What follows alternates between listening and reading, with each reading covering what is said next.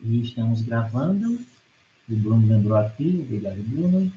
A gravação vai ser via Teams mesmo. Eu sei que a qualidade não é perfeita, mas ontem eu tentei uma gravação com Teams mais OBS e, sendo sincero, meu computador travou. São duas coisas que usam muito memória. Então, eu não consigo fazer as duas. Né? Ligar aqui a câmera. Ok. E vamos postar aqui. Ok. Show. Tem mais ou menos 12 pessoas aqui. Vamos dar mais um tempinho? Talvez mais uns 2 minutinhos. Se não, a gente começa a tentar aqui mesmo. São mais ou menos 30 alunos já na matéria.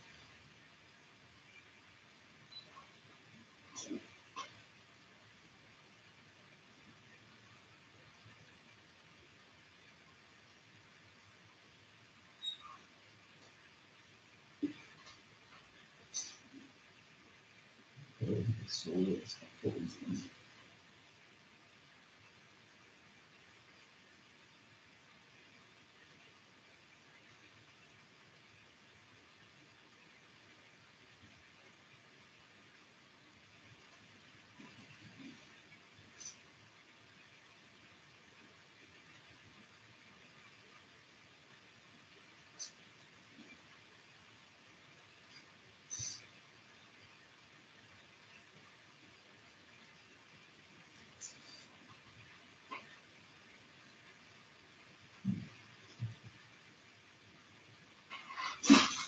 Tá, já somos uns 16 aqui, então eu vou começar. Eu não sei se os outros vão participar ou talvez preferir pegar a gravação depois, né? Eu estou com 2 computadores aqui, então qualquer coisa vocês conseguem levantar a mão ou escrever no chat, que eu consigo ver. E a aula de hoje vai ser uma aula mais focada em apresentar o curso. Um curso como esse, gente, deixando bem claro desde o início, é um curso experimental, como qualquer curso de primeira rodada que acontece. Né? Tipo assim, ainda mais um curso optativo como esse. E ele foi criado pensando especificamente no ERE, no ensino remoto emergencial. Isso é um curso que eu quis dar já faz anos, eu vou explicar um pouco por quê. Já faz muito tempo que eu queria lecionar esse curso, mas eu nunca achei o momento certo. Com o ensino remoto emergencial, como eu fiz a outra matéria assíncrona, a outra matéria de coleção, então já tinha muita coisa pronta dela, embora tenha coisa para lá também, eu vi que é uma boa oportunidade de pegar o tempo e trazer informação nova aqui para vocês na graduação, pós-graduação, com o PSI, matemática, a gente aqui da matemática também, que pediu para entrar, e basicamente esse grupo de pessoas que estão aqui. Então, eu vou gastar um bom tempo na aula de hoje motivando o curso, falando da logística do curso, obviamente, e explicando para vocês exatamente por que eu criei esse curso.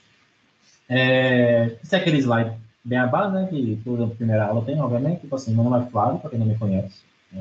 Eu dou aula geralmente de ciência de dados, PDS, SO, ética, machine learning, um monte de coisa já no DCC. Entende? Agora eu vou dar aula de recuperação de informação musical. Eu não sei se vocês todos me conhecem, já tem gente que nunca fez aula comigo.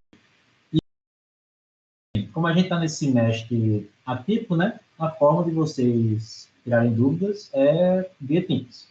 Eu nem criei um fórum de dúvidas no Moodle, não.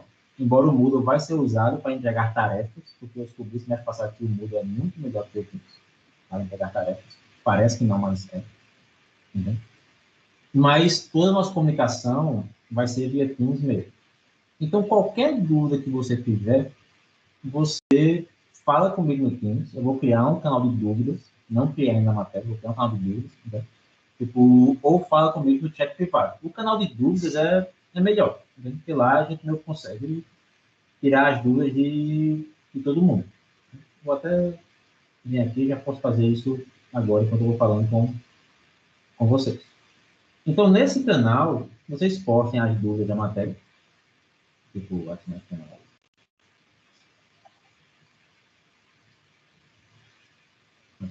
Depois eu mudo as configurações.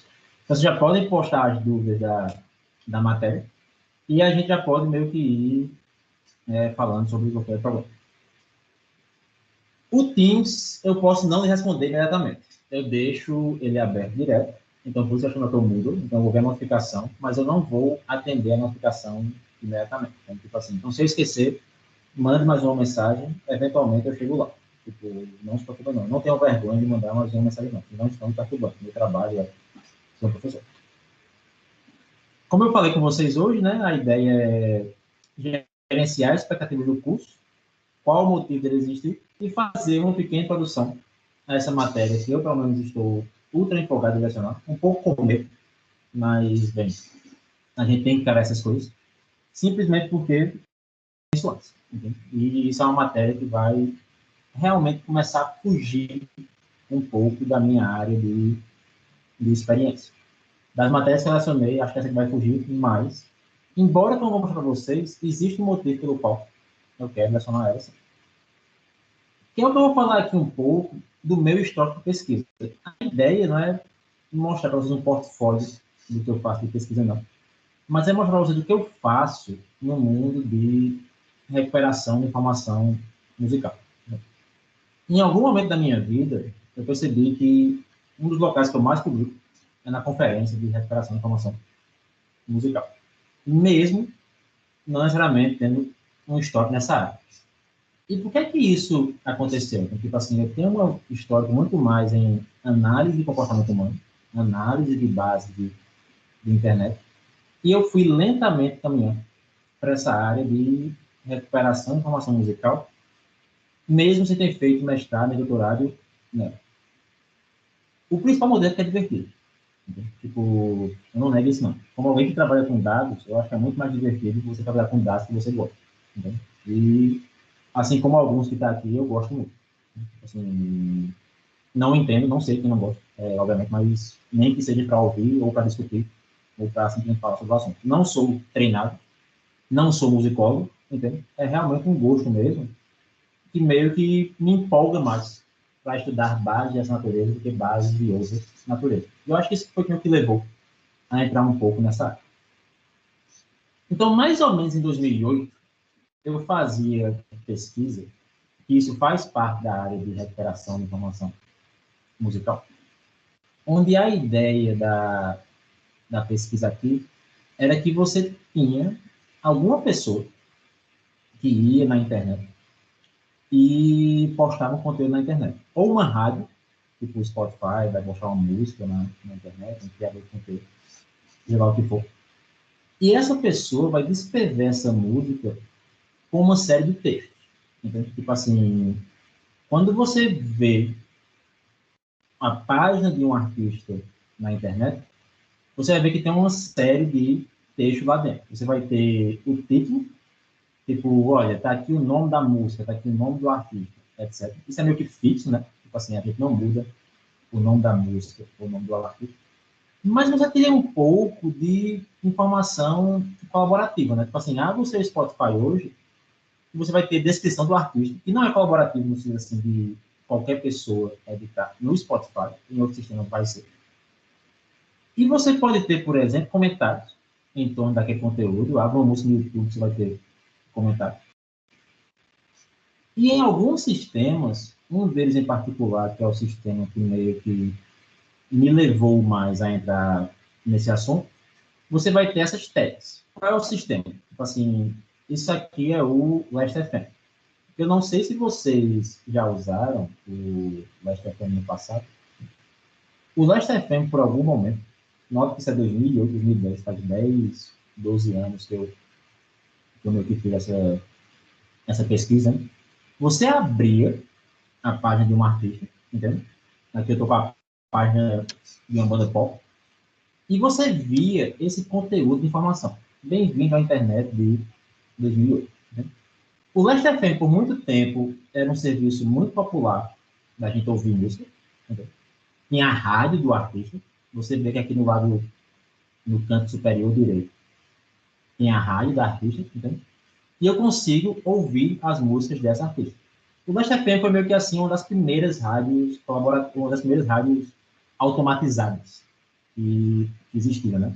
Isso que vocês fazem no Spotify hoje, que é uma área de pesquisa muito forte, a gente vai falar também durante a matéria, tipo, como gerar uma playlist, como gerar uma rádio automaticamente, né? Meio que começou com sistemas como o Last FM. E o Last FM vem bem antes de 2008. Então, tipo assim, 2008 foi quando eu comecei a pesquisar em cima do Last FM. E você vê que essa informação musical aqui na parte do artista, não da música, mas a música teria a mesma coisa, entende?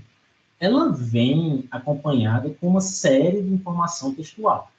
O que é essa informação textual? O título que eu falei antes, a descrição da banda, que aqui é colaborativa, você pode clicar em edit e meio que mudar isso, caso você queira.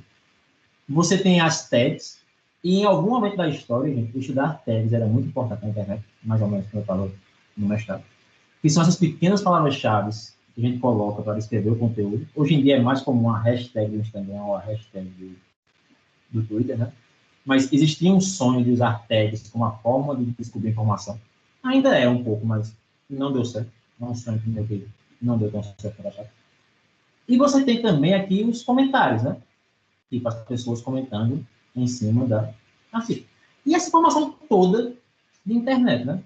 Então, quando você pensa em recuperação de informação, talvez você lembre, não que você tenha feito, de matéria como a matéria de Berthier, que é uma matéria de recuperação de informação no DCC, né?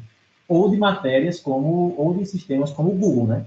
Eu vou digitar aqui nessa caixinha de busca um texto e eu vou pegar esse texto para recuperar alguma informação da internet.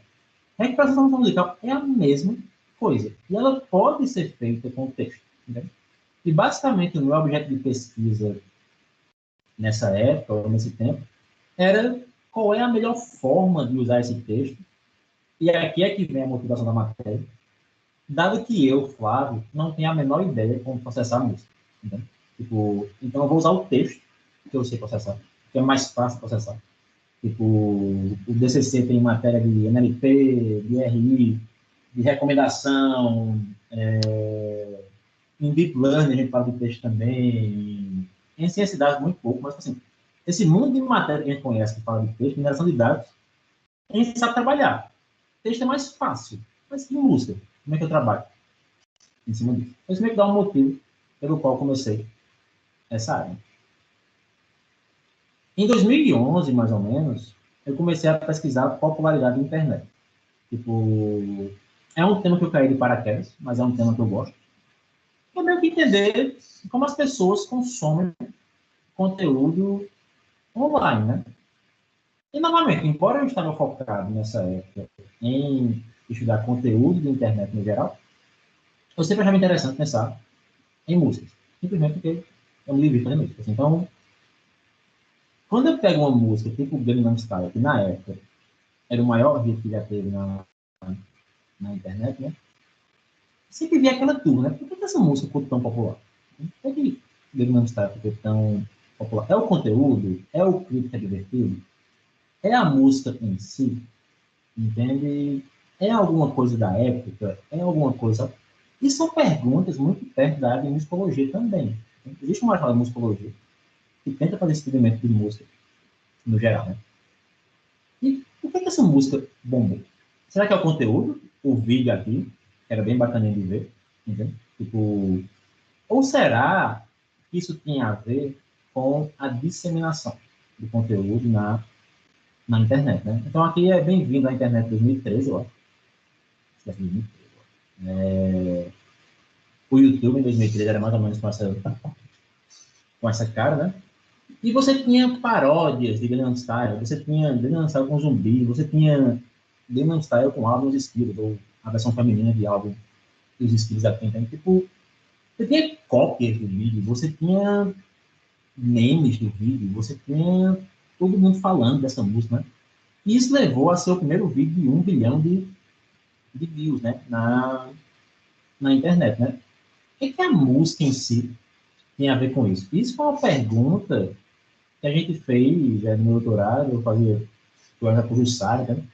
Mas foi bastante... Eu, Jussara, Benevenuto e um pensador da Alemanha chamado Friedrich, então você disse, por que essa música bomba, né? Será que é a música? Será que é o conteúdo, etc? E a gente começou a estudar isso, né? E a gente começou a ver essas séries temporais de música. Não se preocupe, gente, a matéria não é sobre a internet. Estou falando aqui sobre um pouco de música na minha pesquisa. Eu vou chegar já em música, sim. Então a gente começou a ver essas séries temporais de música, como está aqui, e meio que tentar ter um entendimento de qual é a popularidade de uma música, né? E eu sempre achei esse exemplo aqui bem interessante, porque esse aqui em particular pega duas músicas pop que foram bem populares na época, né? E você vê que as duas têm uma curva viral. Eu sei que a gente está muito cansado de curvas virais no mundo, mas isso aqui são curvas virais. Tem cara de curva que a gente vê direto no jornal, tem várias ondas, né? Assim, segunda onda que eu vi, assim, são várias ondas, entende? Disseminando pela internet de forma viral. E uma música aqui é Wrecking Ball, de Miley Cyrus, e outra música aqui é Chandelier, de Sia, né? Tipo, e as duas têm um comportamento bem diferente, né? Por que vocês acham que isso ocorre? Só para a gente fazer uma aula mais interativa aqui, não tá falando só. Né? E qual é cada música dessa? O que vocês acham que é? Se vocês conhecem as músicas.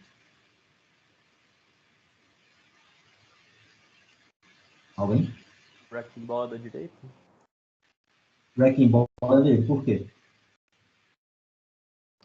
Sei lá, falando só porque eu acho que eu ouvi mais a da Cia do que a Wrecking Ball. Não sei se é Mas tem algoritmo. Wrecking Ball tem mais view, né? É, verdade. Acho que o teve uma época que todo mundo falava dela, só que ela meio que sumiu depois. Né? E a Chandelier fica por aí mais tempo, assim, a gente ouve mais ela mais tempo. Foi, Isso, tipo, né? foi impactante, né, essa música aí, porque fez... tipo assim, foi polêmico quando lançou a música da Miley Cyrus. Né? Teve um clipe polêmico, né? Assim, teve um clipe meio polêmico. Então, é esse tipo de discussão que eu gosto, sabe? E é por isso que eu gosto de trabalhar com música. Eu gosto de pensar sobre isso. Então, tipo, o da esquerda é Cia, Chandelier, que já existia faz muito tempo, Cia, né? Mas eu acho que, assim, ela meio que caiu em popularidade mais nessa época. Pelo menos eu conheci ela nessa época, foi um erro meu. Mas eu lembro de mais gente começar a falar sobre ela nessa época. E você tem esse comportamento de vários vírus, igual a Covid. Porque só que é Covid, a gente fala Covid hoje em dia, porque assim, você vê essas várias ondas.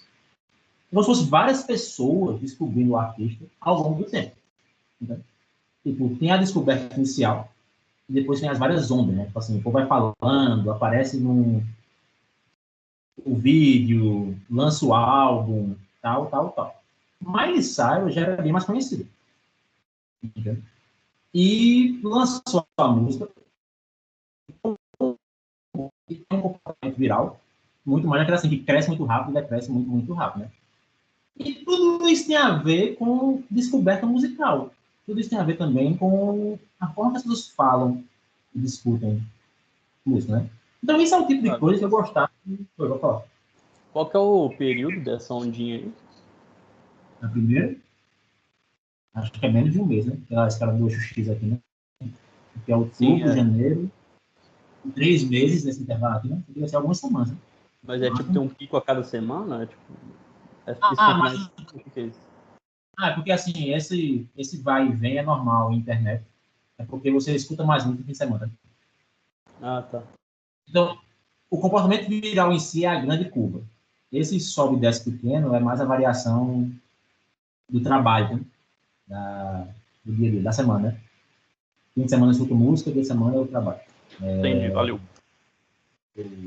A mesma coisa ocorre com o Covid no Brasil. O Covid no Brasil é cheio de ondas, simplesmente porque a gente, mudando de assunto, são parentes, no Brasil, é tão ruim rastrear Covid que a gente registra a data que você entrou no sistema, não a data que você pegou a doença. E as pessoas trabalham mais na quarta-feira. Na quarta-feira tem mais registro do que no fim de semana. Então, isso também ocorre no dia a dia. E a gente meio que criou um modelo de vários vídeos, para prever a popularidade de música, nada a ver com necessariamente, assim, música em si, mas a gente tinha um parâmetro que era a qualidade da música, né? A música é boa, chama muita atenção, etc. Eu que misturando essa noção de disseminação versus qualidade, né? Então, tem várias ondas, tipo as várias ondas do Covid, e a gente tentava prever como é que vai ser essa curva no futuro, né? A gente fez um modelo que funcionava muito bem. Tipo, aqui é Gangnam Style, a gente fazia o fit direitinho da curva, né? E esse é um modelo que era muito bom para dizer na próxima semana ou duas qual vai ser a popularidade do Gangnam Style. Existe um motivo pelo qual eu sou contra modelos que prevêem Covid, porque eu aprendi nessa época que prever uma semana ou duas é fácil, prever um mês ou um ano é muito difícil. Né? Mas o modelo funciona bem e ajudava a gente a entender um pouco qual é a troca entre qualidade e disseminação dessas músicas. Aí outras coisas que eu já fiz também no passado, e tudo isso pode virar tema de projeto para vocês também, já motivando um pouco o projeto do curso, foi tentar ver como o próprio usuário entendia qual é a música. Então, assim, o usuário, eu botava 2 usuários para ouvir música, que é mais de HC. Eu perguntava para ele, ser humano, qual dessas 2 músicas você acha que é a mais popular? E eram músicas meio que desconhecidas. Assim, tem uma de Evanescence aqui, né? Tipo, então eram músicas meio que aleatórias, sendo sincero. Acho que aleatório. A gente meio que perguntava para as pessoas quem você acha que é popular, qual você gostou mais ou não, e via se isso tinha a ver com a popularidade. E realmente tinha, né? Tipo assim, os usuários são bons na sua percepção, você tem seu gosto em saber o que vai bombar. Também deu um pouco de evidência que nem tudo é viral. Tipo, uma coisa não vai ser viral por ser viral, entende? Tem que ter uma certa qualidade para a coisa primeiro que bombar. Outras coisas que eu já fui fazendo no passado também foi esses estudos onde a ideia era entender como usuários navegam em base de dados musicais.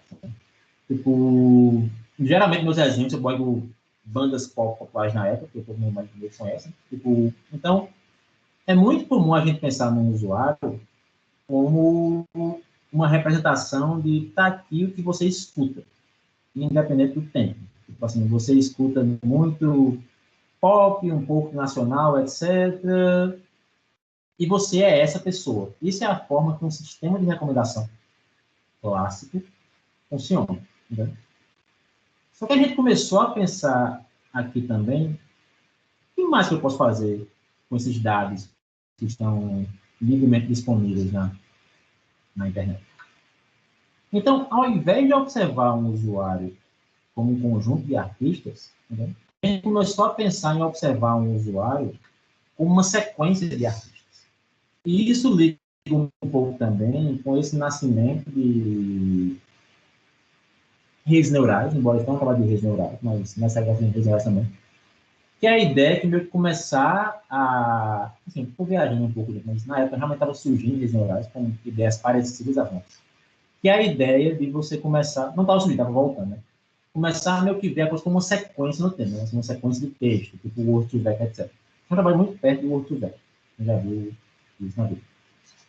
E a ideia nossa era representar usuários como sequências de músicas que o usuário escuta. Entendeu?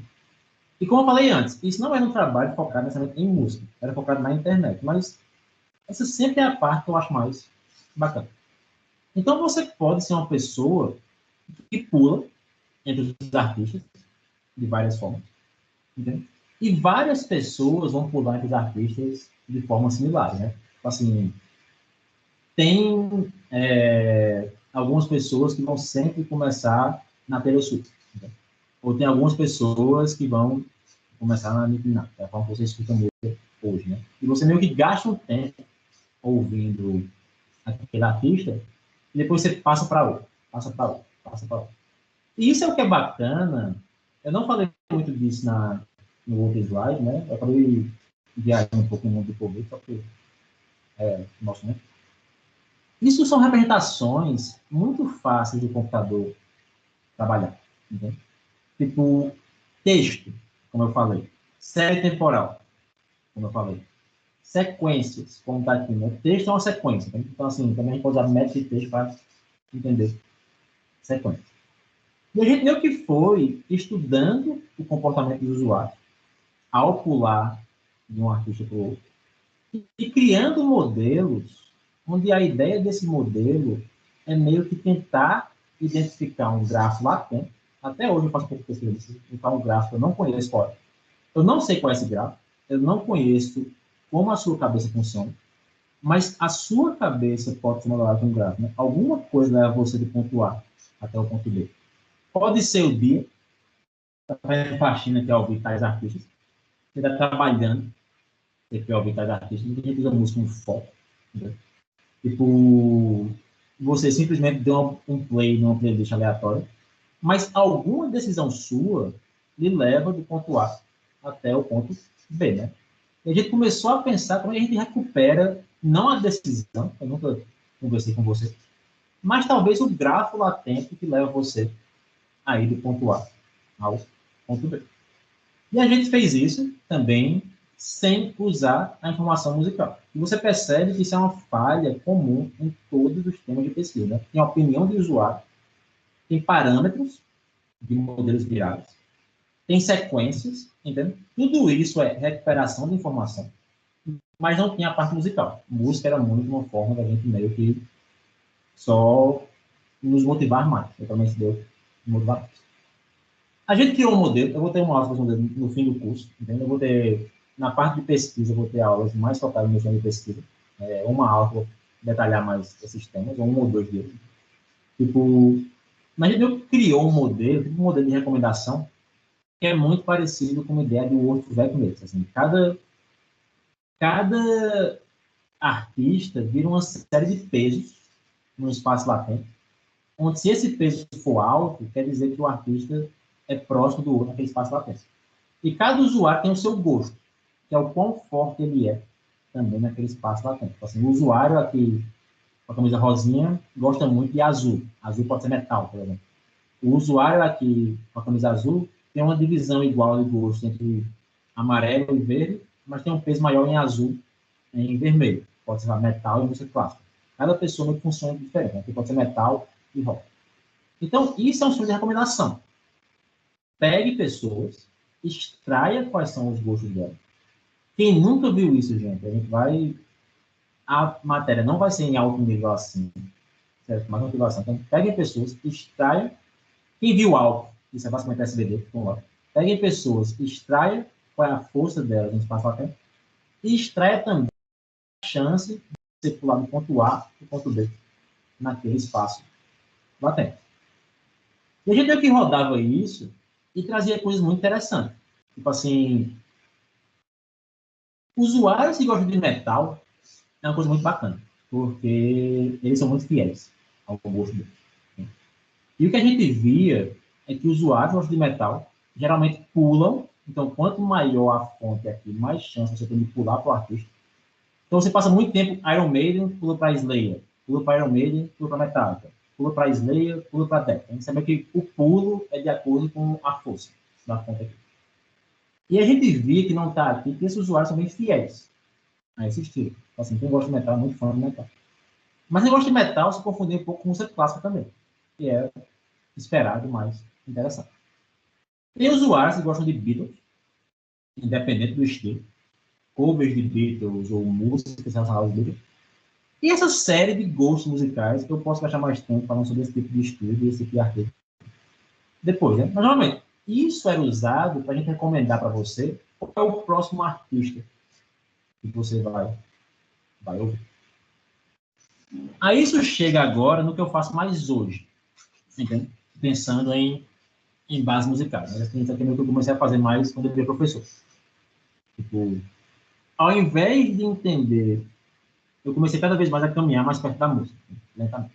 Então, ao invés de entender como o usuário se comporta, vamos entender como a música ela é com base em dados web. Vamos fazer um estudo de bibliotecas digitais.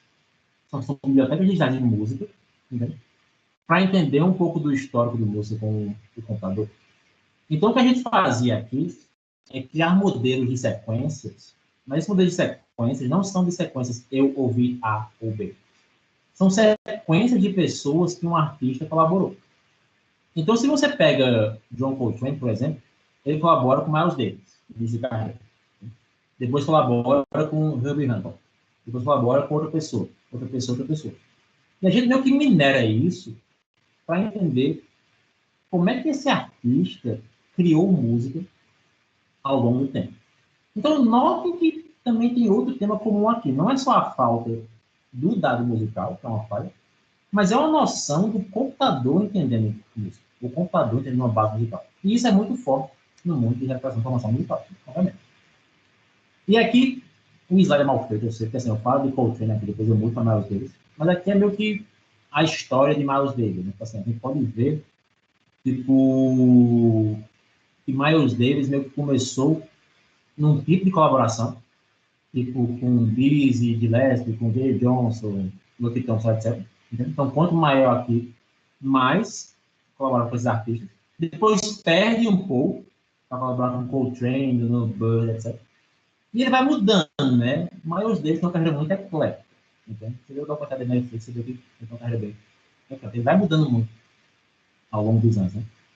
E esses estudos são bacanas, porque, assim, isso é muito óbvio, às vezes, para quem já é um aficionado musical, para quem já é um estudador de história da música, mas o computador traz uma ferramenta nova que pode ajudar você, entendeu? Talvez a ver algo que você nunca viu, ou talvez aquela que eu já achei mais bonito, eu já achei um pouco mais feio, mas um código que serve você para entender um pouco como isso funciona.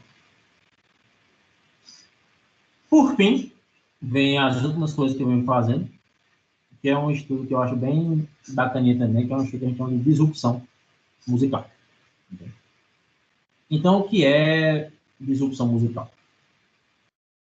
Artista, aqui eu tenho o Bud Powell, e a gente vai na internet e minera informação sobre esse artista. Tudo isso está na internet. Né? E existe um site chamado AllMusic, que é um dos sites mais populares de informação musical que tem, já foi muito popular, mas é um site bem, assim, são literalmente editores de música, jornalistas falando sobre música, e eles catalogam quem foi que influenciou quem. Entende? Tipo assim, quem foi que influenciou um artista ou outro. E Bud Powell foi influenciado aqui por esses artistas. Art Tatum, Nat King Cole, Fast Forward, etc, etc. Então, isso foi quem levou Bud Powell a criar música como ele cria hoje em dia. E dois nomes aqui é o Art Tatum e o Fast Forward. Né? E a gente consegue ver também quem Bud Powell influenciou. Então, esse é um artista do futuro, a gente está vendo o passado, né? A gente pode ver assim, é para ver o passado, mas que é o futuro, tá? E é quem ele influenciou, né? Quem foi que usou a música dele para criar música também. Aqui tem a lista de quem ele influenciou. É aí que vem o tipo de coisa que seria muito bacana começar a entender, para realmente entrar na música, né? Porque assim, essa é a grande falha desse estudo. Sun Ra é um artista de jazz muito experimental, muito controverso, como fala o texto. Isso aqui é texto da internet, do jornalismo mesmo. Também surgiu mais ou menos na mesma época, foi meio contemporâneo de Bud Powell. Eu quase certeza sobre isso, para falar um pouquinho antes. A gente fez um exemplo para bater um pouco. Então, ele também foi influenciado pelas mesmas pessoas que Bud Powell, só que ele influenciou um mundo. Entendeu? E ele influencia um mundo de gente que vai além do jazz. Entendeu? Tipo, aqui você deve ter Pink Floyd, algum cantar, entendeu? Aqui você deve ter Yola Tango, aqui você tem Chick Corea, também é dela, mas tem Kraftwerk ali, né? Funkadelic, tá assim. Tipo, você tem um mundo de coisas que não são jazz, né?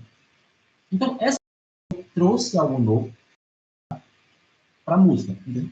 A gente começou a criar estudos para entender exatamente quem é que traz algo novo para a música e quem é que traz algo que não é tão novo para para música. Mas tudo isso é feito com base em gráficos de internet. Eu pensar quem aqui é mais disruptivo. Entendeu?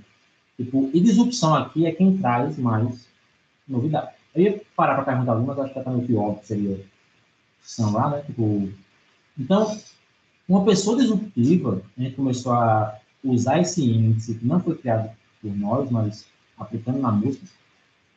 Se eu monto um gráfico, computação, de quem influencia quem, entendeu? Uma pessoa disruptiva agrega links em si. Todo mundo que fala de Sun Ra, fala basicamente só de Sun Ra. Entendeu? Não fala muito das outras influências de Sun Ra. Então, aqui é Sun Ra, aqui é o passado dele. Então, Pink Floyd fala de Sun Ra, mas não fala de quem influenciou Sun Ra. Então, ele vira disruptivo. A fração de links que eu concentro na minha pessoa e não na minha pessoa com outros, me dá esse índice de disrupção. Entendeu? Então, quem é disruptivo concentra muito links em si só. Quem não é disruptivo concentra links em você também. Você é popular, mas você é popular com outros.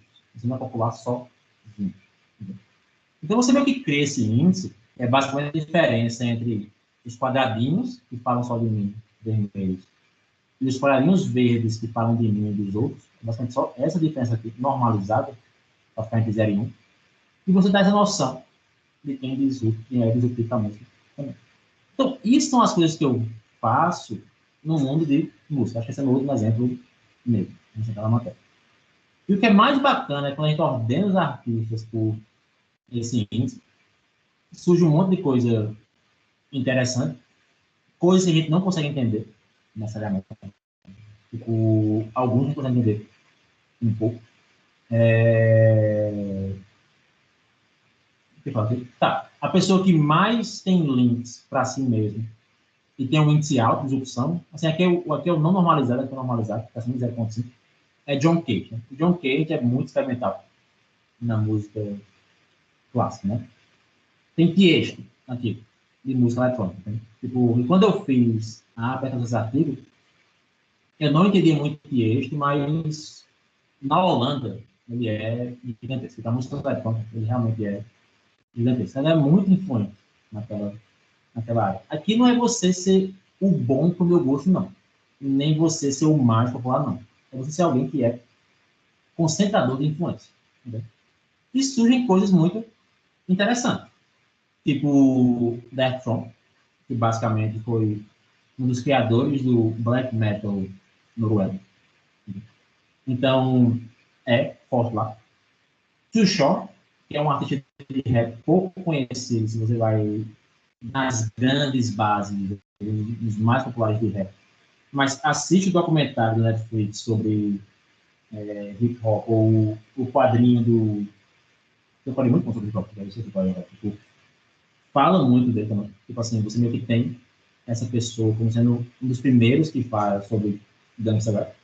E você tem John Cage, né? Então, isso são as pessoas que não necessariamente são os mais populares do mundo, mas concentram uma certa influência musical.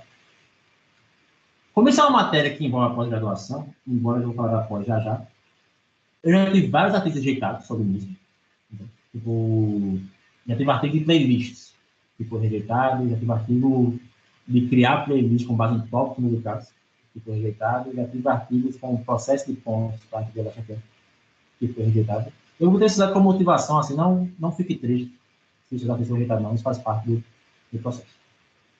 Mas todos eles eu gostei de, no mínimo, fazer. Entende? Porque é um tipo de dados que eu gosto de trabalhar.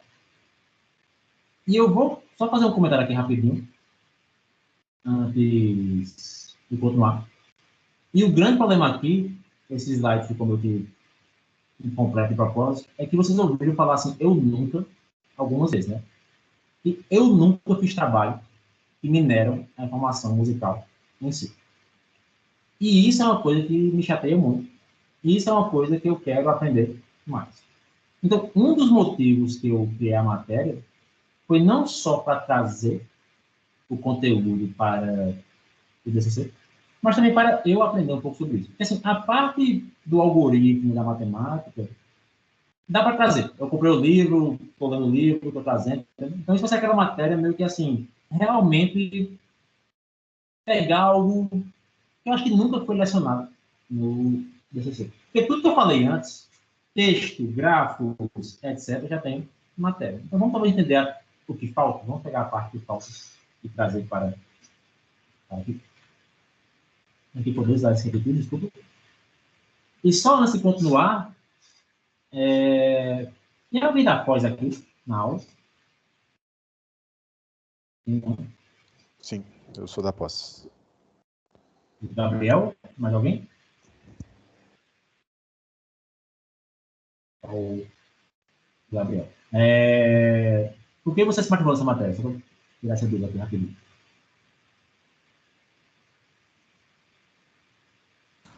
Foi interesse mesmo. Achei interessante o tema. E saiu uma base de dados grande do Spotify, né? Eles relançaram ela, parece. Entendi. E aí pode ser uma direção para trabalhar. Então você vai focar na parte de recomendação, né? Você é aluno do Rodrigo, né, eu acho? Isso. Mas também... tem o Bruno também, que é aluno do Rodrigo, ele falou, acho que você não viu, de pós também, ele é de doutorado. Tá aí. E você, Bruno, trabalha com o quê? Durante o... Vocês estão me ouvindo? Desculpa. Sim. Tá. Durante o mestrado eu trabalhei com recomendação de música, mas mais especificamente na recomendação online. E no ano passado a gente conseguiu publicar um paper de recomendação no RecSys, especificamente sobre de recomendação em música. E aí eu queria ver... De reforço? Desculpa, repete, por favor. Você fez o trabalho de aprendizado por reforço para a música? Isso, foi eu. A gente até chegou a conversar, Flávio, quando você entrou no DCC, a gente chegou a conversar, fizemos uma reunião rápida, mas acabou que a gente não conseguiu trabalhar um pouco na área que a gente estava conversando. Por causa de tempo durante o mestrado, etc. Essa área continua em aberto, inclusive, que a gente conversou na época. Mas aí o meu objetivo é, aprender mais sobre esse background, né? Claro que eu tenho um pouco de background, mas nunca é demais. E é bem provável que eu continue nessa área durante o doutorado, porque o trabalho ainda tem muitas extensões para serem feitas, e aí com certeza vai ajudar e vai contribuir para o meu trabalho. Aí eu comecei com as pessoas da pós, porque, tipo assim, eu não sabia o que aconteceu com essa matéria nova, sempre é uma surpresa, e foram poucas demandas da pós, era um pouco esperado, porque é um tema de nicho, e muita demanda da graduação. Eu fico por isso que as duas da pós pesquisam, ou tentam se pesquisar em cima disso. Eu espero que o conteúdo meio que traga algo novo para vocês. Aí alguém da graduação corajoso quer falar porque está aqui? Uma ou duas pessoas? Só para eu saber um pouco qual a expectativa de vocês. Oi, Flávio. Eu sou da graduação.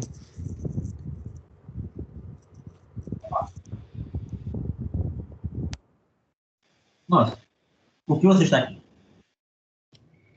Por que eu tô aqui? Bom, eu sempre gostei de música, sempre foi uma parte muito, muito grande da minha vida. Eu toco guitarra há uns 10 anos, inclusive eu cheguei a cogitar fazer curso de música. Então eu sempre quis tentar misturar computação com música de alguma forma. E nós até já tínhamos conversado, né, no início do ano, que eu te falei que eu tinha interesse por essa área, eu achei sensacional. E fiquei extremamente feliz quando eu vi que você havia conseguido criar a matéria. Tá. Já fala sobre o seu caso, só mais alguém, mais uma pessoa, só para comentar o talvez.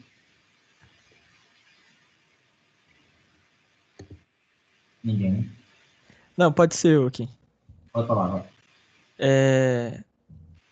Eu sou músico também, já tive algumas bandas e a área da computação sempre me chamou a atenção para trabalhar, mas música. Então, poder tirar mais insights do que a gente não tem geralmente na música é muito interessante para mim. Então, essa foi a minha motivação. Tentar descobrir coisas usando o ponto de vista da computação. Então, a gente tem aqui 2 grupos interessantes, foram só 4 alunos, eu sei. Alguém mais vai falar, pode levantar a mão aí, eu fico olhando aqui na tela, enquanto eu comento. Que é o seguinte, você tem as pessoas que estão pesquisando sobre música, e vai ter uma parte da matéria que fala sobre isso, mais para o fim, pegar artigos de pesquisa e falar sobre isso. E você tem as pessoas que tocam música, entende? E eu não sou uma delas. Eu toco bateria, mas é muito amador, entende? E, tipo assim, eu não nego que a gente vai precisar desses pontos de vista mesmo. Eu tenho um exame no futuro, nós já temos falar aqui, que tipo assim, não só o interesse por música, gente, mas o conhecimento que alguns de vocês têm, que vai ser maior que o meu, vai ser bem interessante para compartilhar com o resto da turma. E vocês falaram também coisas que é isso, a coisa fica mais divertida quando você gosta, né? Vocês dois falam assim, a gente gosta disso, a gente toca nisso, a gente toca mais de 10 anos de guitarra, já fez parte do band, né? E é muito bacana quando a nossa área de trabalho consegue virar a nossa área de lazer, entendeu? E tem uma empresa que contrata muito, e eu tenho amigos que trabalham lá, que se chama Spotify. Tipo, então, assim, às vezes é um tipo de conhecimento que pode não só ajudar vocês. Aqui dá aqui tem um acelerador. Aqui é o tipo de erro que não só pode ajudar vocês a fazer o que vocês gostam, mas também a conseguir um emprego ou algo do tipo. Então, se vocês têm alguma dúvida sobre o assunto anterior, caso não, eu vou continuar aqui. Alguma dúvida? 1, 2, 3. Não, tá. Então, eu já vou falar sobre a logística do curso. Entendeu? Mas, aqui começa a vir a parte do que é essa área de recuperação de informação musical. Né? E sim, como a matéria foi basicamente 28 ou 30 alunos de graduação e 2 de pós, entende? A matéria vai ser em português. Assim, tem a ideia de ser em inglês, mas matéria em inglês, mas matéria de pós-graduação. Ela vai ser em português. Embora o livro é em inglês, já falo sobre isso, e embora o material é todo em inglês. Eu não vou traduzir, não. Então, recuperação de informação musical é um tema que é bem interessante, né? Porque vai envolver um mundo de áreas de pesquisa. Né? Tipo assim, e aqui no curso, eu não consigo passar por todas elas. Entendeu? Tipo, eu já falei um pouco sobre algumas delas, né? Tipo assim, recuperação de informação clássica, que até onde eu entendo é de onde vem os 2 anos após, né? Assim, de Rexis e coisa do tipo. Que é basicamente o que eu falei de vocês até agora. Então, tipo assim, recuperar informação em gráfico, recuperar informação em texto. Aprendizado de máquina, tipo, que também é um assunto que está muito na moda. Então, isso é um dos que a gente precisa hoje em dia para entender música. Interface com o usuário, eu já fiz um pouco. Não interface com o usuário, mas, vamos dizer assim, trabalhar com usuários em música, né? Nessa coisa meio que HC em música. Então, 3 dessas bolinhas a gente conhece no DCC. Musicologia e ciência da informação, ou bibliotecas digitais, né, que seriam as 2 nuvenzinhas, né? Foge um pouco do nosso escopo. Eu não consigo dar um curso de musicologia aqui, embora a biblioteca digital e a RICA me ajudem. Mas a gente pode falar um pouco sobre isso também. Mas o que foge mesmo, que estava faltando da gente falar do DCC, é essa parte de processamento de sinais. Então, uma boa parte da matéria, ou metade da matéria, vai focar em processamento de sinal, que é o livro que a gente vai usar. Mas você vê que, ao estudar música, ou ao entender música, né, a gente meio que cruza esse mundo de áreas, que é bem interessante. Entende? E se a gente pega qual é a ideia de recuperação de informação musical classicamente, né? Então, aqui são exemplos. As referências estão aqui embaixo, então você vê quais são as referências. Né? Eu queria começar a estudar sobre isso, pegar o passado disso. Né? Então, assim, eu peguei esse tutorial, que é muito bom. Em 2016 eu fiz um resumo da área, assim, né? Tipo, um problema básico é ajudar pessoas a encontrar música. Mas ajudar pessoas a encontrar música é um troço muito subjetivo. Um troço que é muito Muito difícil. Porque depende do problema que você quer resolver, né? Você tem um problema lá do Shazam, que hoje em dia não sei se usa mais Shazam, né? Era Shazam, né? Mas até o Google faz automaticamente. Então, assim, que música é essa? Você bota no computador, qual é essa música? E você tenta achar, numa base das qual é essa música, do usuário. Ou você quer achar, indo mais para hoje em dia, qual é a próxima música que eu quero ouvir? Um sistema de recomendação com Deep Learning, etc. E aqui vem a parte que começa a ficar meio que computação, né? Tipo, a gente tem uma base de áudio, por exemplo, e vai extrair atributos. Tipo, atributos que é pensado no macroneiro dessa base de áudio, né? Tipo, e aqui a gente tem uma busca da pessoa, que pode ser áudio mais texto, vai extrair atributos, vai computar a similaridade dos dois e dar uma resposta. Isso é igual a máquina de busca normal. Então, tipo, olha, tem uma query, tem uma base, ache a informação. Mas a diferença aqui é que a query é música, entendeu? Tipo, que pode vir como áudio, pode vir como texto, ou pode vir até como uma partitura, entendeu? Tipo, você quer achar informação similar àquela partitura. E é como isso é bacana, né? Você tem mineração de sequência, tem mineração de imagem, tem mineração de áudio, sabe? Tudo isso para recuperar, talvez com base em metadados, tipo descrições, talvez com base em documento mesmo, um resultado para o usuário. Então, é recuperação de informação, só que com essa basezinha um pouco diferente. E aqui tem um tipo de vários problemas que muito de recuperação de informação musical. Alguns a gente vai passar na matéria, outros provavelmente não passam na matéria, que é muito tempo. E esses eu acho interessante, porque eles meio que fazem essa divisão em tarefas, vamos dizer assim, de alta especificidade, média ou baixa. Entendeu? Tipo, e baixo aqui, eu acho bacana, que é meio que eu já fiz um pouco. Tipo assim, é um descritor alto nível, ou uma metadado, ou coisa assim. Né? Mas tem algumas tarefas que vai envolver a música em si. Não é toda a música, mas o conteúdo musical em si. Uma delas, que acredito ou não, é um mercado gigantesco, é detectar copyright no TikTok. Então, tipo, um dos maiores problemas que tem hoje em dia é como você cobra por copyright. Entendeu? Só que os vídeos que as pessoas copiam a música são mais curtos. Então, identificar que você fez um plágio ou que está usando a música de alguém e ganhando dinheiro com isso, em conteúdo cada vez mais curto, é cada vez mais difícil. Entendeu? Isso não necessariamente é uma área de mercado que eu tenho tanto. Empresa que ganha muito dinheiro só fazendo isso. Né? Tipo assim, a tarefa da empresa é ajudar as pessoas a detectar plágio e copyright, né? Ou identificar qual é a música, que é o Shazam. Então, aqui tem o conteúdo musical em si, que tem essa alta especificidade. Algumas das tarefas pode ser mais fácil, tipo assim, essa música parece com essa outra, entendeu? Similaridade não é uma coisa muito difícil de contar, não.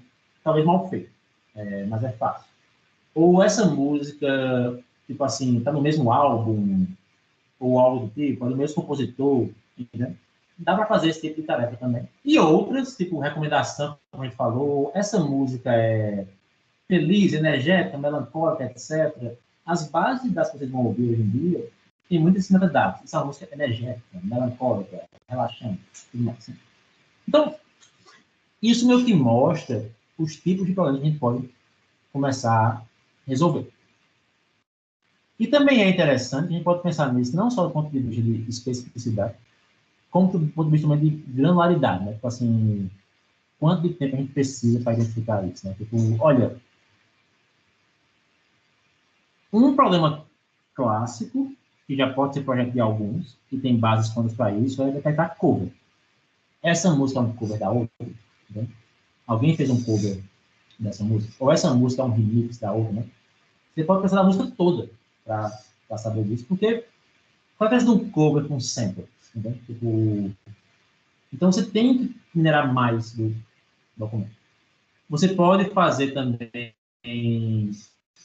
assim, meio que alinhar base de transferência, tipo esse áudio matching, recuperar categorias, aqui tem a parte de tags, etc. Bom, aqui está meio que repetitivo, eu confesso que eu não estudei essa teoria no detalhe, não, mas meio que mostra a diferença entre granularidade e especificidade.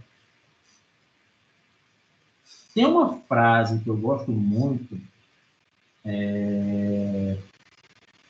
que vem dessa pesquisadora chamada Catherine Kim, não sei como é o nome, porque ela tem uma frase tipo assim: músicas são imagens, são matrizes. Ela fala o contrário: músicas são matrizes que são imagens. Entendeu?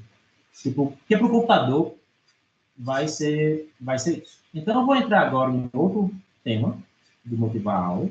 Já está com 1 hora de aula aqui, então. Alguma dúvida? Ou não? Para continuar? Alguém? Não temos dúvida. Então, essa pesquisadora, ela tem essa frase que eu gosto, né? Que meio que começa a mostrar para a gente que talvez processar música não é algo tão fora da realidade do nosso mundo, entende? Mas talvez seja algo tão fora da realidade do meu mundo, como alguém formado em computação.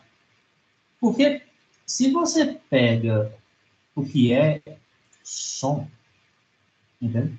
E se você pega, não sei se o som vai sair bem aí para vocês, tipo, vou falar aqui, tá?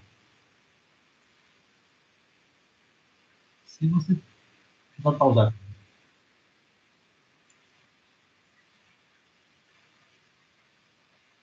Se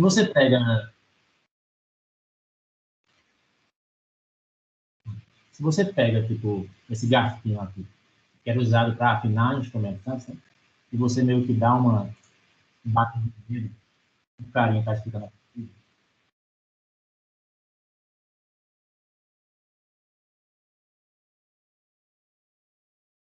Eu devia ter guardado aqui 1,45, né, por aqui, então.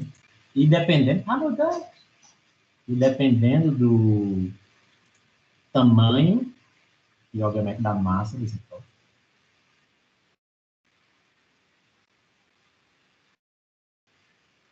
Não sei se está bom para todo mundo.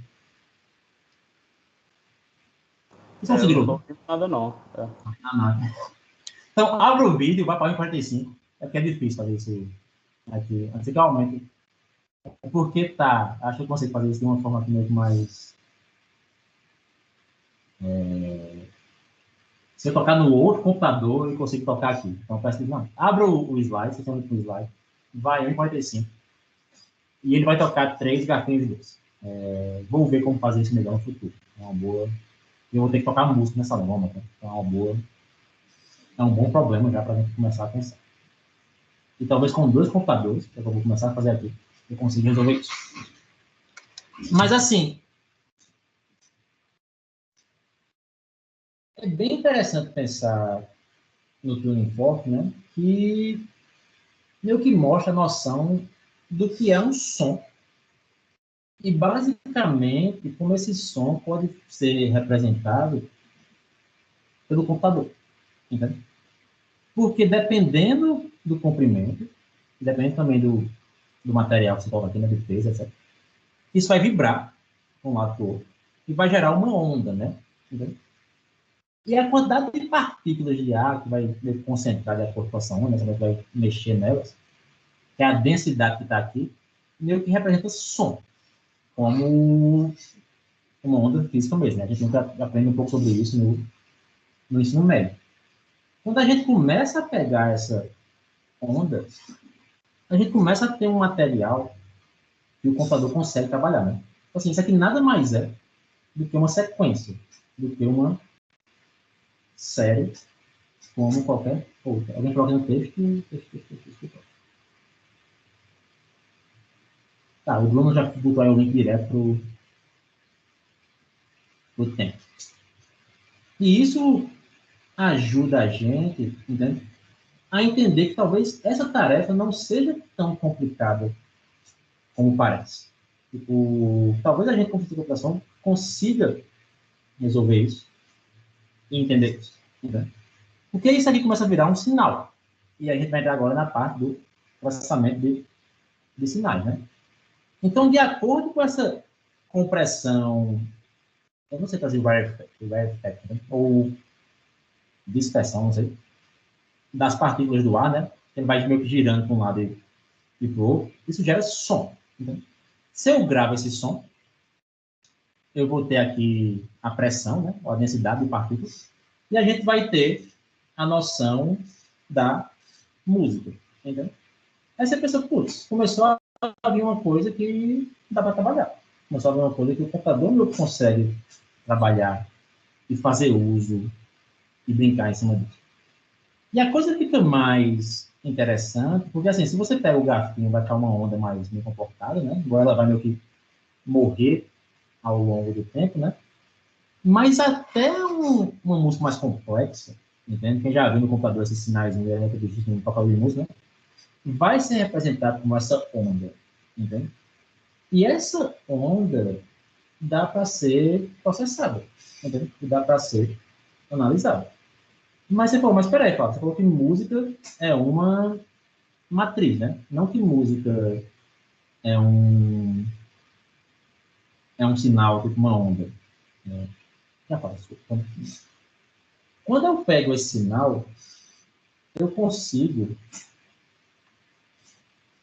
olhar para ele, entende? E esse sinal, cada momento dele, tipo assim, quando eu toco alguma coisa, né? Tem o momento do ataque, que eu bati na coisa. Tem o momento de gerar o som, né? Vai começar a cair esse som, tipo o garfinho, né? Faz começa a cair, né? Não tem nada, aí tem um ataque. Vai ter esse sustain por um tempo e vai morrendo, né? E isso vai ter uma intensidade em cada frequência. Entende? Isso aqui é uma série de ondas meio colado juntas, né? Quando eu olho para esse plot aqui, que é um espectrograma, que é basicamente uma forma de representar o som, isso nada mais é do que uma matriz, ou uma imagem. Eu tenho o tempo no eixo X, que é o tempo que essa nota foi tocada. Aqui não é essa nota em particular, está aqui a nota. Né?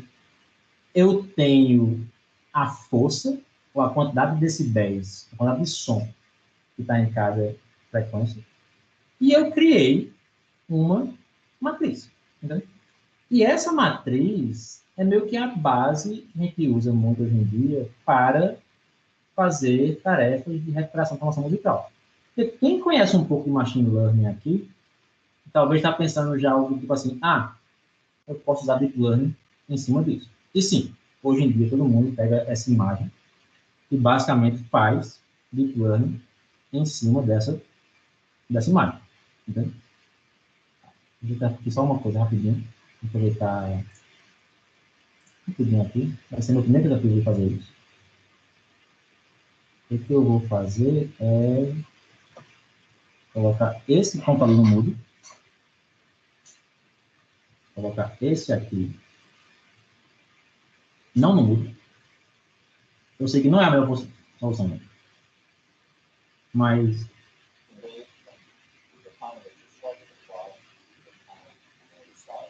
vocês não viram nada, né? É bem baixo. Alguém viu alguma coisa? Não. Não. Bastante baixo. Sim, não. Não.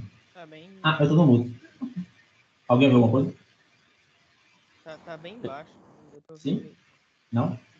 Deixa. Bem baixo. Não, tá bem baixo. Tá, eu vou ver uma solução para isso. Talvez a do Bruno de colocar vídeos do YouTube com o tempo. Mas assim, antes da aula, os slides estão online, então você pode abrir o slide também, você mesmo tocar. Acho que pode ser uma boa ideia, sabe? Talvez ajude a gente. Né? Tipo, essa é uma coisa mais simples. E, bem, isso meio que dá esse ponto de partida para a gente começar a ajudar essa música, né? Então, isso é uma forma de representar música. Uma outra forma de representar música é você vir com o piano roll, isso aqui vai ser o assunto da próxima aula, que basicamente é aquelas caixinhas musicais, que vai dizer por quanto tempo cada nota é tocada. Isso aqui é basicamente um texto muito fácil do computador processar, entende? Tipo... E uma tarefa que pode existir é como é que eu pego uma música um piano roll e uma partitura e alinho os três, né? Isso é um problema de representação de informação musical. Dá para fazer isso porque cada um representa tempo de forma diferente. Entendeu? Dá para fazer isso o quê? Cometendo os três da matriz e trabalhando em cima da matriz, por exemplo. Né? Meio que fazer esse alinhamento aqui. Ou meio que fazer essa match das duas coisas. Né? Então, bem, meio que motiva a noção de que não é tão complicado trabalhar com música, mas queira ou não, é complicado. Só fazer um comentário aqui, porque não vai ser só código, né? Assim, música é muito subjetiva, muito cultural. Sempre que a gente fala de música, eu só comigo, eu falo assim, eu tenho uma métrica para dizer se duas músicas são parecidas. O povo fala assim, o que é duas músicas serem parecidas? A métrica muito vai fazer, né? Esse lado subjetivo a gente não aborda muito na matéria, não. Outra tarefa que dá para fazer com essas bases, ou com essas matrizes, é basicamente a gente classificar música, né? Então, assim, se eu tenho o áudio, eu vou extrair as features, que é a matriz do áudio. Eu posso usar tags, que é o texto, e classificar uma música, com a tarefa de machine learning clássico, né? Tipo assim, olha, essa música é pop, essa música é rock, essa música é rap, essa música é relaxing, etc. Então, aqui é meio que um pipeline de aprendizado de máquina clássica, fazer essa classificação. Ou você pode criar uma arquitetura de deep learning. Isso aqui é uma arquitetura que eu já usei em outro trabalho, onde você basicamente pega a música, converte para o espectrograma, que é esse Narrow Frequency espectrograma aqui, que está aqui no lado esquerdo. Ao converter a música para esse espectrograma, a gente tem aqui o tempo que a música está... A gente tem aqui a matriz, né? Eu alimento isso com uma rede convolucional, que são redes convolucionais que vai decaindo, tipo um autoencoderzinho, né? Só que não vai crescer do outro lado, não cresce do outro lado, não. Mas eu vou alimentando essa rede e eu vou treinando isso para tags do Last.fm. Entendeu? E essa rede é uma rede que é muito boa para resolver problemas do tipo assim, olha, diferencie se uma música, se um áudio é texto ou música, tem quase 100% de acurácia.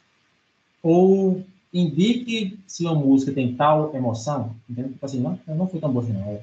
Indique se é vocal ou não vocal é bom, indique qual é o gênero da música, entendeu? Tipo assim, vai ser uma tarefa também muito boa de resolver com deep learning. Então, esses são exemplos que mostram que a gente vai tratar no curso, ou que mostram como a gente vai lidar com essas tarefas. O mundo de recuperação de informação musical, ele foi mudando ao longo dos anos. Então, aqui é um slide que eu peguei também do tutorial do ISMIR, que é o International Symposium for Musical Information Retrieval. É a maior conferência da área que existe. E a gente vai vendo como isso vai mudando ao longo do tempo o interesse em diferentes tópicos. Entendeu? Redes neurais, para quem trabalha com pesquisa, está bombando, como está no mundo inteiro. Entendeu? Que vai cada vez mais crescendo aqui. Alguns tópicos, tipo redes, com amorteciações gráficos e tal, foram populares e sumiram, porque teve uma época que redes complexas era muito popular. Extração de features está morrendo, assim como deep learning, assim como outras áreas de machine learning, né, que a gente está mais focado na rede agora do que em extrair atributos. Cada vez menos a gente fala do áudio em si, que é um pouco estranho, né? Assim, ainda é muito, né? Talvez que é o deep learning também meio que alto. Mas isso mostra o que está na moda, entendeu? Transcrição, pegar uma música e gerar partitura. Isso é muito difícil. E muita gente faz isso de coisa. Uma área que não está aqui, que eu vou tentar rever para vocês também no fim do curso, é gerar música automaticamente. Igual a gente gera texto. Tipo, com as redes GANs, né? E... são os assuntos. A gente começou essa área, vamos dizer assim, quando começou a conferência, quando começou a ideia da área, muito focado na partitura e no áudio, em tarefas como assim, olha, extrai a letra da música, ou em tarefas tipo assim, extrai qual é o tempo da música, extrai qual é uma noção mais geral desse conteúdo musical. Com o passar dos anos, tipo no meio dos anos 2000, isso meio que explica um pouco a minha pesquisa também, veio muito essa ideia de usar a internet para a área de RI, usar páginas, Twitter, usar tags, usar informação do usuário, assim, game with a purpose, jogos com propósito, assim, você meio que faz um joguinho onde os usuários falam sobre música, e a gente pega a noção do usuário para trazer. Só que hoje em dia, a área de recuperação de formação musical, isso talvez ajude quem está mais na pesquisa, né? É muito focado no usuário. Entendeu? Recomende algo para o usuário, recomende algo que o usuário quer agora. Né? Isso é muito importante e bem popular. E vai ter um pouco de artigo sobre isso também no fim da matéria. Né? Então, assim, recomendação é hot top. Assim, recomendação é para um usuário. Né? Tipo, recomendar uma música para alguém que vai correr, recomendar uma música para alguém que vai estudar pode ser muito diferente. Né? Assim, a minha playlist de exercício ela pode ser bem diferente da minha playlist de estudo. Né? Ou a minha playlist de relaxar pode ser bem diferente da minha playlist de, sei lá, fazer uma faxina. Né? Então, o contexto do usuário, o momento que o usuário está, é bem importante. E sim, como tudo no mundo hoje em dia, machine learning está bombando, em particular deep learning está bombando em cima disso. O curso, ele não vai ser um curso de deep learning. Então, eu vou pausar aqui rapidinho, para fazer uma outra pausa de dúvidas.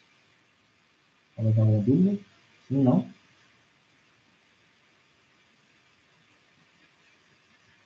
Ok. Certo. Eu vou falar a frase que eu sempre falo na graduação, né? Assim, feedback é importante. Né? Se você tiver algum feedback, por favor, fala. Logística. Ninguém tem mais. Metade do curso vai ser esse livro. Esse livro custa R$700. Entendeu? Eu não vou pedir para vocês levarem um curso de R$700. Eu vou postar ele no Moodle. Porque eu tenho certeza que vocês sabem baixar ele na internet. Eu também sei. Entendeu? Então, eu vou postar ele no Moodle, o PDF. Esse livro é bem interessante. E ele é um dos motivos pelo qual eu criei a matéria. Porque, tipo assim, ele foi lançado em 2015. Eu nunca tive uma chance de ler ele, não, né? Eu comprei ele semestre passado, comecei a ler com mais calma. E ele traz o que eu diria assim, que é metade do curso que a gente precisa, que é a parte do processamento de sinais, entende? Tipo, ele é todo em inglês, mas é um livro bem feito, ele tem notebooks, ele tem dúvidas, ele tem perguntas, ele tem respostas na internet, assim, então ele é um livro bem de graduação mesmo. Por isso que essa matéria, assim, como de graduação, tem um livro para acompanhar. É muito importante uma matéria ter um livro. Esse livro é quebrado em 8 capítulos.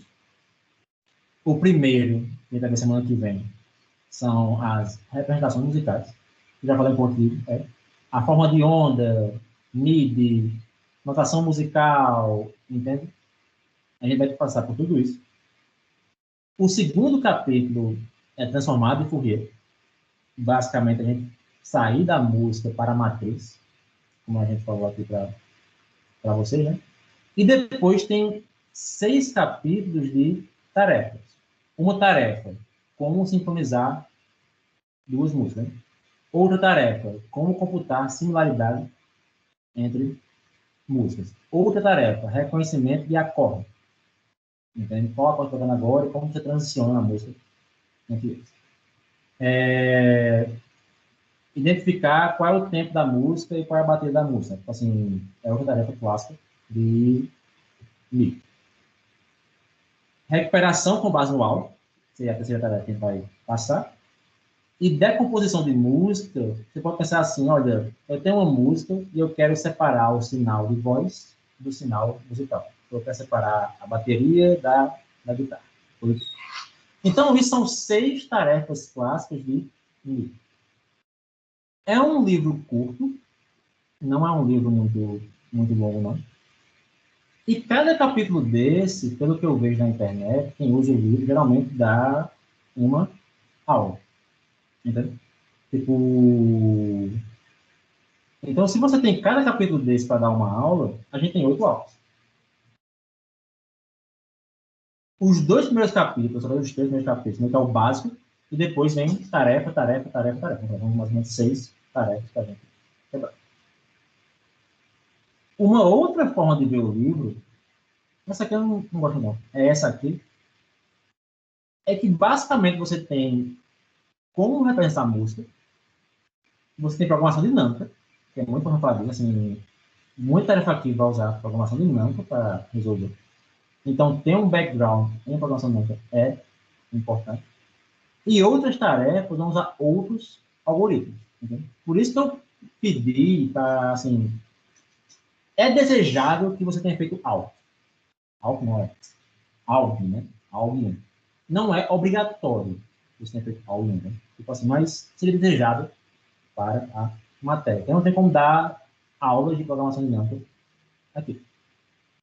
Mas isso me dá uma noção de qual é a visão desse curso. Como a gente tem mais ou menos 8 aulas de matéria, eu realmente copiei o que eu vejo na internet, que é o seguinte: matéria, laboratório, matéria, laboratório, matéria, laboratório. Então, isso cobre mais ou menos 15 aulas do curso. Eu já posso mostrar para vocês aqui, né, a noção de como é o calendário do curso, né, que são a semana de hoje mais o beabá, o básico, terça-feira é feriado, mas aí vem aula, laboratório, aula, laboratório, aula, laboratório, aula, laboratório,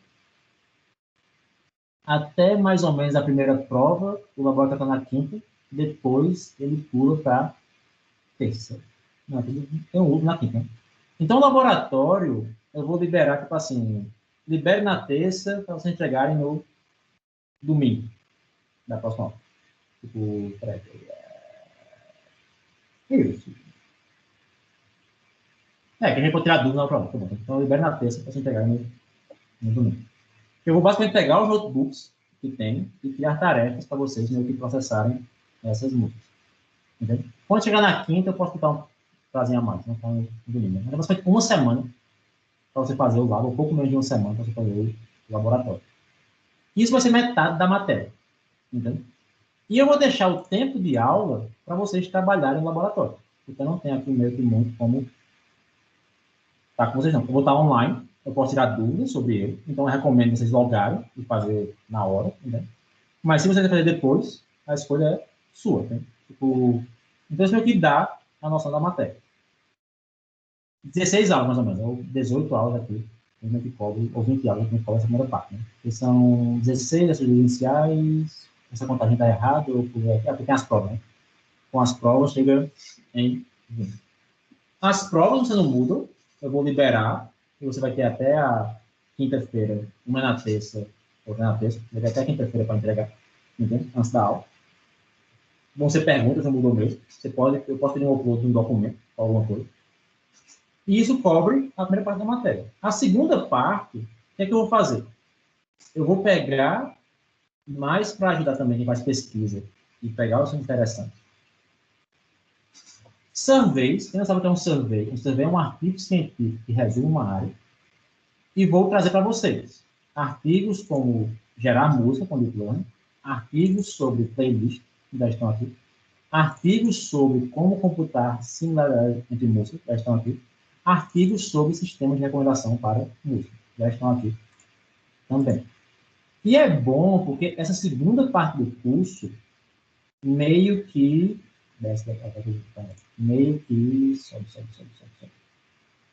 meio que fica assim, a primeira parte é como se fosse PDI para música, processamento digital de imagem para música, é uma matéria bem assim, para quem quer aprender a área, nunca viu como não de mestrado, para quem está na graduação e quer aprender algo novo, então assim, fica uma coisa meio em trazer o que seria o básico, e a segunda parte é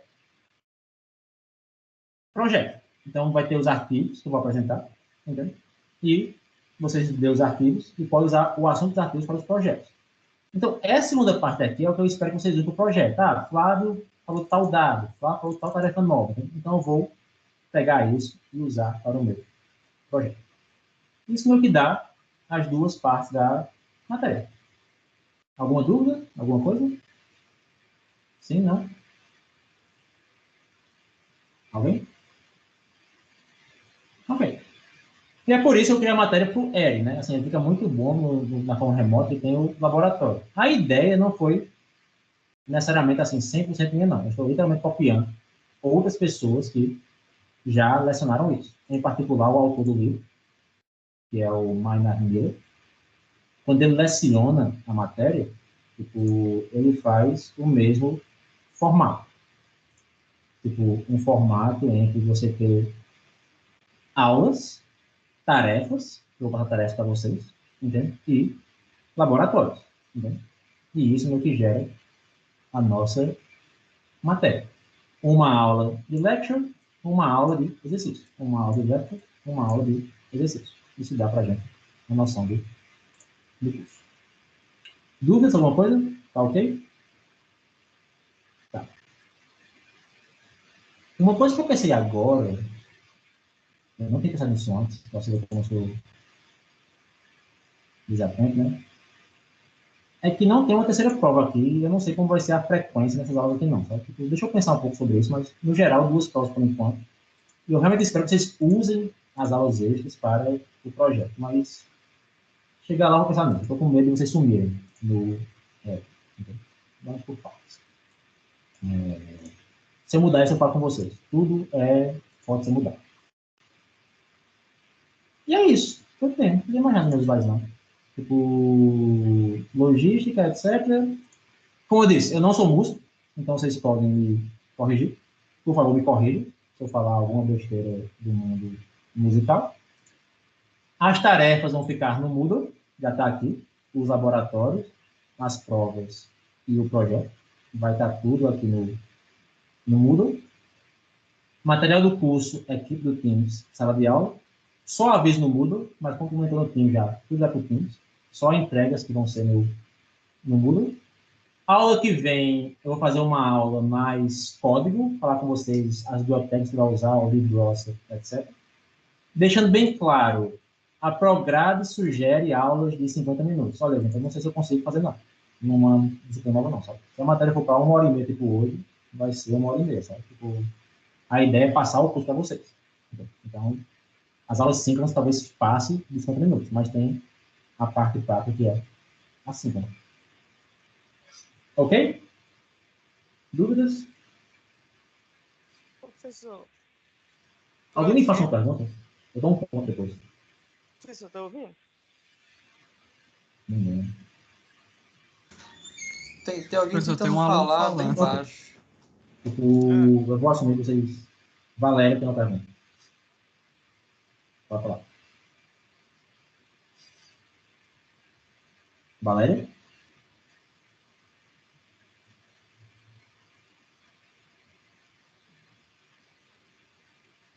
Ah. As pessoas estão falando. Ok. Eu não escuto vocês. Flávio, tá escutando? Teste. Eu Alô? não escuto vocês. Flávio? Eu estou com áudio aqui. Eu estou com áudio aqui. Eu estou com... Eu não sei, gente. Não está acontecendo, não. Eu não sei o que está vendo. Eu não tenho a menor ideia do que está vendo. Tá, o Arthur tem uma dúvida. Manda no texto, enquanto eu vou vendo aqui o que está acontecendo. Deixa eu fechar esse Teams aqui, porque eu fiz esses 2 Teams, talvez eu baguncei.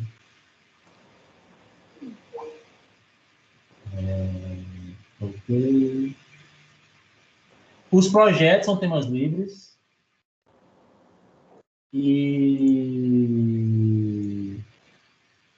Mas eu espero que...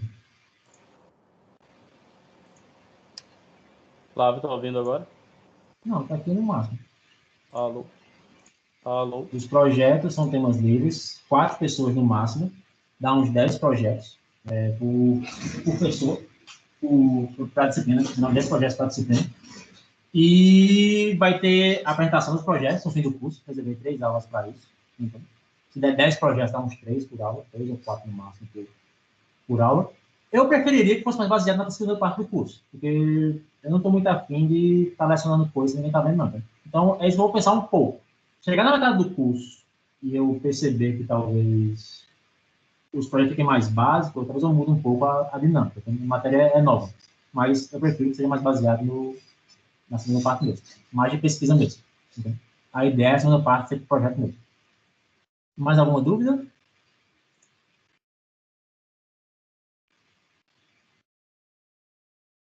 Aqui falou beleza. Sei não, gente. Eu não consigo ouvir ninguém, não. Não sei dizer, não. Eu espero que na próxima reunião isso mude. Até 4 pessoas, isso. Até 4. Eu coloco até 4, eu conheço você, tipo assim, eu vou colocar 3. Aí tem gente que quer fazer só. Aí tem gente que quer fazer com outro. Não, lá é individual. É você e você. Mas vocês podem conversar. E eu prefiro que vocês conversem no Teams. Não sei se vocês criaram um grupo no WhatsApp, mas sendo sincero, vocês podem conversar no Teams também. Não tem problema nenhum. Orientação para o projeto, disso para o grupo, isso pode ser uma boa. Gostei, vou pensar um pouco sobre isso, talvez marcar uma reunião com cada grupo, entende?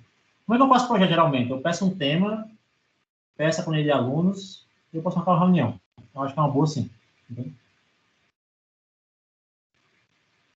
Foi depois que eu tentei botar o play no áudio, eu sei disso, Bruno também. Eu não sei o que eu fiz, eu não tenho a menor ideia do que eu fiz. Eu não sei o que eu fiz, eu não sei. Meu áudio está no máximo aqui, eu não sei. Na próxima reunião eu vejo se está resolvido. Vai ficar assim. Tá, então mais alguma dúvida por enquanto? Se não, ok. Então eu vou parar a aula aqui agora, 1h30, mais ou menos já está bem, acho que é um tempo bom de aula. Vou fazer o upload no YouTube, vou colocar na planilha mesmo do calendário, o link para a aula, para quem perdeu. E é isso. Obrigado, gente. Vou parar aqui a reunião. Agora sim.